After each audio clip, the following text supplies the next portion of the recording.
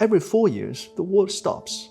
People wake up at 3 o'clock in the morning. Pubs stay open until sunrise. Families gather around televisions. Millions of fans cheer, celebrate, and argue over penalties, red cards, and VAR. Everyone is talking about football, but almost nobody is talking about what happens before the first whistle is even blown. Behind every World Cup match is a legal and political battle worth billions of dollars. Who gets to show the matches? Why does one country pay 10 times more than another for exactly the same tournament? Why are some countries forced to watch through expensive subscription services while others watch free on television? Why sometimes people will shout at FIFA, "You have ruined this event that belongs to the public." And perhaps the biggest question of all, is FIFA simply running a successful global business, or the global monopoly giant is digging its own grave? Today's video isn't just about what happens on the football pitch, it's about what happens within FIFA boardrooms and battles with governments. We will explain why FIFA charges different countries vastly different prices, the legal strategy behind those negotiations, why people have more concerns and discomfort over the past decade, and why the next battle over broadcasting rights may be fought in the parliament rather than on the football field.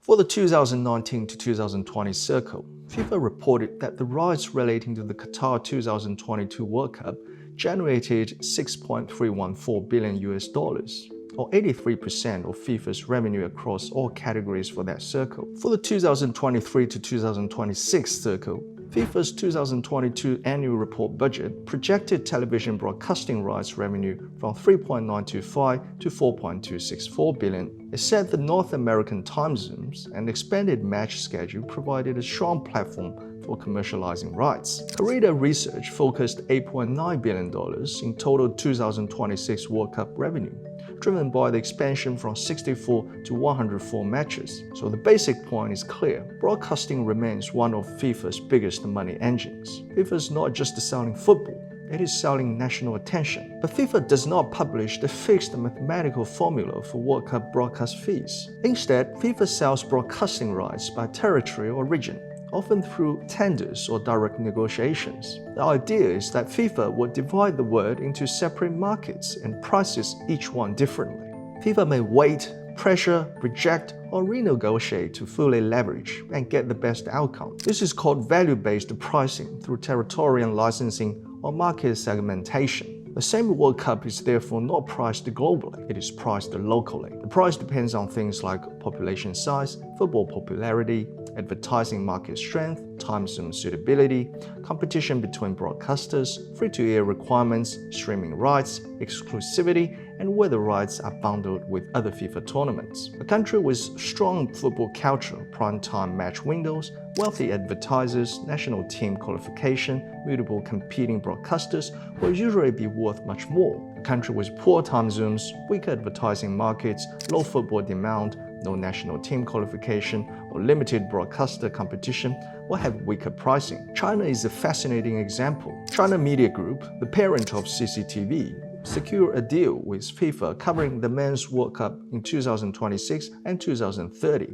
and the Women's World Cup in 2027 and 2031. The reported costs for the 2026 men's tournament alone was about $60 million, though official financial terms were not disclosed. Associated Press reported that FIFA had reportedly sought much more, around $300 million, but eventually settled for $60 million for the 2026 rights, partly because China did not qualify and North American time zones weakened the commercial value. India has similar problem, as being the country of largest population, but also failed to be qualified for the tournament. That shows the real pricing mechanism, not formula, not equality, it's all about negotiation. The cost is ultimately borne by the customer because broadcasters are not charities. They buy rights to make money. Broadcasters ask how many viewers will watch.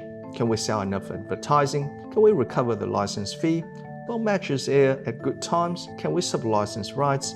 And can we monetize digital clips and highlights? If the answer is weak, the broadcasters offer jobs. This explains why FIFA's asking price may not match local willingness to pay. A World Cup in North America may be excellent for US broadcasters, but difficult for Asian primetime audiences. That affects value. FIFA can demand a high price, but if broadcasters refuse, FIFA must choose accept less, risk no deal, or reduce public access. Besides, a broadcaster may pay more to be the only official broadcaster in that market. This is called exclusive media rights. The key here is that FIFA charges according to what it believes the rights are worth in that market, not according to production cost. FIFA has secured 2026 World Cup broadcast partnerships in more than 220 territories, with record revenue and a mix of historic broadcast partners and new digital players. Different buyers pay different prices for access to substantially the same underlying product. So naturally, there is a price discrimination,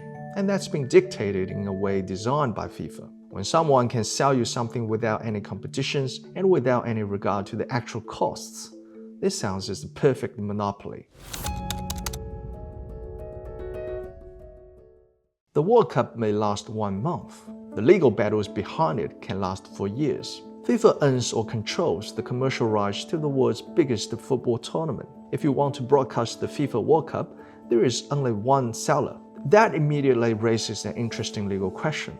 Is FIFA simply exercising ownership over its intellectual property, or it is exercising monopoly power? Competition law generally does not prohibit having a monopoly. What it prohibits is misusing market power. For example, charging discriminatory pricings for anti-competitive purposes, imposing unfair contractual terms, or excluding competitors without legitimate commercial reasons. Would FIFA fall within that provision? Probably not in an ordinary sense, because FIFA is licensing a unique sporting event rather than competing in a conventional commercial market. The World Cup is FIFA's event, and FIFA's IP guideline states that FIFA owns or controls commercial and media rights connected with the tournament. However, the legal debate becomes much more interesting if exclusive licensing arrangements significantly reduce competition between broadcasters or streaming platforms. This is where the legal story becomes much bigger than broadcasting. FIFA is not just another sports company. FIFA claims dominant control over the commercial rights connected with the World Cup, including media, marketing, licensing, ticketing, and intellectual property rights. From a competition law perspective, that gives FIFA enormous market power. Being powerful is not illegal. Abusing that power may be illegal. The legal issue is not simply ownership. The real question is, when FIFA uses that power, does that act fairly, transparently, and proportionately? The most important modern case is the European Super League litigation. When several of Europe's biggest clubs proposed the European Super League, FIFA and UEFA opposed the project. The dispute eventually reached the Court of Justice of the European Union. In December 2023, the Court of Justice of the European Union considered FIFA and UEFA's rule requiring prior approval for new interclub football competitions. The Super League company argued that regulatory power was misused to block a competing tournament. The Court of Justice of the European Union did not say the Super League must be approved, but it did say something extremely important. Where FIFA and UEFA controls access to the market, their approval rules must be transparent, objective, non-discriminatory, and proportionate. The court's press release explained that FIFA and UEFA's prior approval and sanction rules were unlawful. This matters because it shows that sports governing body cannot simply say, "We are the regulator, so we can do whatever we want." If they also control commercial markets, competition law may intervene. Now apply that logic to broadcasting. FIFA controls the World Cup media rights. That does not mean FIFA must sell those rights cheaply. But if FIFA were to use that control in a way that unfairly excludes broadcasters, discriminates without justification, or damages competition in a national media market, regulators may take interest. For Australia, the relevant law would be the Competition and Consumer Act 2010. The key provision is Section 46, which prohibits a corporation with substantial market power from engaging in conduct that has the purpose, effect or likely effect of substantially lessening competition. So the legal question would be, is FIFA merely maximizing the value of its rights? Or is FIFA using its control in a way that substantially lessens competition in Australia? A second important case is the International Skating Union case. The International Skating Union had rules penalizing athletes who participated in unauthorized skating competitions. The European Commission found those rules restricted competition. The Court of Justice of the European Union largely upheld that approach in 2023. The court confirmed that sports bodies can breach competition law where their rules restrict the rival events and are not properly controlled by objective, transparent, and proportionate criteria. The lesson is simple. Sports governing bodies may regulate sport, but they cannot use regulation as a shield for anti-competitive commercial control. Unlike many countries, Australia has long recognized that certain sporting events are considered culturally significant. Even if FIFA has strong commercial rights, Australia has public interest broadcasting regulation. The anti-siphoning scheme aims to give free-to-air broadcasters a chance to show major events on the anti-siphoning list. The scheme seeks to ensure that Australians have a reasonable opportunity to watch nationally important sporting events on free-to-air television before those rights can be acquired exclusively by subscription television. The policy does not force FIFA to sell cheaply, nor does it require FIFA to choose a particular broadcaster. Instead, it regulates the Australian broadcasting market by giving eligible free-to-air broadcasters a priority opportunity to acquire rights to events placed on the anti-siphoning list. This reflects an important public policy choice. Sport is not viewed solely as entertainment. It is also regarded as something that contributes to national culture and community life. Therefore, it affects the bargaining environment and empowers Australians to position itself if the deal is against the public interest. For football, this is especially sensitive, where Australia qualifies or where the match is the World Cup final. So the legal tension is this. FIFA says these are our rights, we can sell them commercially. Broadcasters says we must be able to make money from the deal. Governments say the public must not be locked out of major national sporting events. Competition regulators may say exclusive control cannot be used to damage competition. And fans say we just want to watch the game. This is why the World Cup broadcasting is not just a business negotiation. It is a legal balancing exercise between intellectual property rights, freedom of contract, competition laws, public access regulation, consumer protection, and political pressure. Modern broadcasting has become increasingly fragmented. Consumers increasingly need multiple subscriptions simply to watch one tournament. While this is largely a commercial decision, regulators need to continue to monitor whether consumers receive clear pricing information and whether advertising about streaming service is misleading. Finally, there is geopolitics. Broadcasting rights are no longer purely commercial. They increasingly intersect with diplomatic relations, sanctions, media regulation, foreign investment, and national broadcasting policy. When negotiations stall in major markets such as China or India, the consequences extend well beyond football.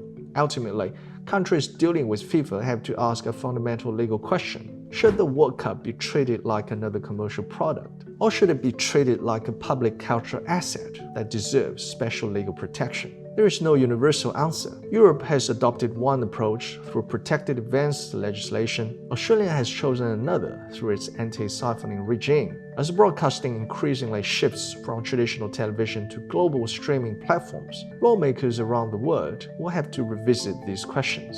The legal battles surrounding the World Cup may become just as competitive as the football itself. Ask football fans one simple question. At least some of them may reply, FIFA is one of the most controversial organizations in world sport. The world's biggest sporting organization just constantly get themselves involved in corruption investigations, criminal prosecutions, and political controversy across multiple continents.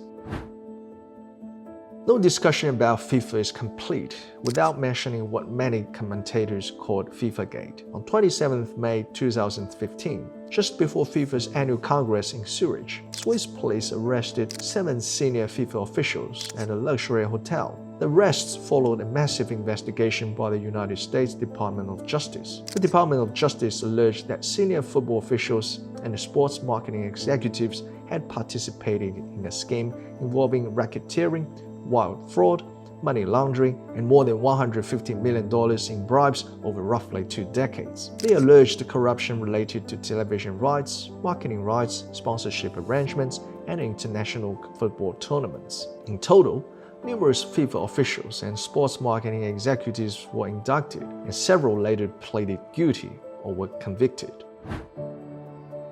Perhaps no World Cup has generated more controversy than Qatar 2022. There were long-standing criticisms starting from the bidding process. Although multiple investigations did not ultimately overturn Qatar's hosting rights, allegations of improper influence persisted for years and damaged FIFA's reputation. There were also concerns about migrant workers' welfare and debates on alcohol restrictions as well as freedom of expression. Human rights organizations criticized the working conditions during construction of World Cup infrastructure. Whether one agrees with those criticisms or not, Qatar demonstrated that hosting World Cup had become far more than a sporting decision. It had become a geopolitical decision. Same can be said about Russia. Following Russia's 2018 World Cup, many people questioned whether FIFA should have awarded the tournament to Russia in the first place, especially after the war with Ukraine. Another controversy centered on former FIFA president Sepp Blatter and former UEFA president Michel Platini. Swiss prosecutors investigated a payment of 2 million Swiss francs made by FIFA to Platini in 2011. The payment effectively ended Platini's campaign to become FIFA president. Although both men were initially banned by FIFA's ethics committee, they were later acquitted by Swiss criminal courts, with the courts accepting their explanation that the payment related to legitimate consultation work performed years earlier. Legally, this illustrates an important lesson. Being investigated is not the same thing as being convicted. Nevertheless, the controversy significantly damaged public confidence in FIFA's leadership. Over the years, there is recurring criticism concerns FIFA's enormous financial power. The organization generates billions of dollars through broadcasting rights, sponsorships, licensing, hospitality, and ticket sales. Critics argue that great transparency is needed regarding expenditure, government's executive remuneration, and allocation of development funding. FIFA, on the other hand, argues that billions of dollars are redistributed to member associations through football development programs and infrastructure investment. Following the 2015 corruption scandal, FIFA introduced a series of governance reforms. These included term limits for senior officials, greater financial disclosure, and independent committees. Current President Gianni Infantino has repeatedly argued that FIFA is a fundamentally different organization from the one exposed during FIFAgate. However, critics contend that concerns remain about concentration of power, governance, and transparency. When one organization controls commercial access to the most watched sporting event on earth, controversy is almost inevitable. In the new era, such power could be abused in different ways, including online gambling through official sponsorship and data streaming partnerships. FIFA has deepened its ties to the betting industry, including a 4-year deal with sports data provider StatsPerform to distribute officials' betting data and live video streams of matches to licensed gambling operators. FIFA has also faced controversy regarding its commercial partners. For example, the German gambling regulator has investigated FIFA sponsor ADI Destrick, a prediction market operator, for not holding proper licensing within the country. While football may be played on grass, the biggest battles are increasingly fought in courtrooms, boardrooms, and government offices. The next World Cup rights battle has already started. FIFA's future strategy will likely involve more bundling. FIFA may package rights together. For example, men's World Cups, women's World Cups, youth tournaments, digital clips, highlights, or streaming rights. Selling multiple tournaments together will help lock in long-term revenue. At the same time, they could also separate those events if bundling strategy does not work out. For example, in 2023, FIFA and European broadcasters clashed over Women's World Cup rights. Infantino said broadcasters were offering only $1 million to $10 million, compared with $100 million to $200 million for Men's World Cup rights. FIFA publicly urged broadcasters to pay a fair price and said revenue were being reinvested in women's football. But critics argued FIFA had partly created the problem by historically bundling women's rights with men's rights, making it harder to establish independent market value. There is a key lesson. Unbundling can increase transparency, but can also expose weak market valuations. And when FIFA pushes too hard, broadcasters may resist. FIFA announced 2026 broadcast partnerships involving digital and immersive agreements designed to reach younger audiences. There will also be more sub-licensing, which provides flexible methods of partnership. One broadcaster may buy exclusive rights and then resell parts to streaming platforms or free-to-air partners. FIFA may keep arguing that broadcasters must pay fair value for major football content. Can the system be made fairer? Possible reforms include transparent tender criteria. FIFA could explain how it weighs audience size, access, free-to-air commitments, and digital reach. FIFA could show how broadcasting revenue funds grassroots football. Regulators could limit excessive splitting of rights across platforms. Governments could strengthen listed events laws to ensure public interest access guarantees. If football belongs to the people, should FIFA be allowed to sell it behind paywalls? Many countries have laws protecting public access to major sporting events. In Europe, the Audiovisual Media Services Directive allowed member states to prevent events of major importance from being locked exclusively behind pay TV if that would deprive a substantial part of the public from watching them. Australia has anti-siphoning laws designed to give free-to-air broadcasters an opportunity to show major listed events. So FIFA commercial rights exist within a public policy tension. FIFA wants maximum revenue, and governments want public access. And when the world's most popular sporting event becomes increasingly expensive to watch, the question becomes bigger than money. Is the World Cup a private commercial product or a global culture event that should remain accessible to everyone? FIFA may legally own the World Cup rights, but ownership does not give unlimited freedom.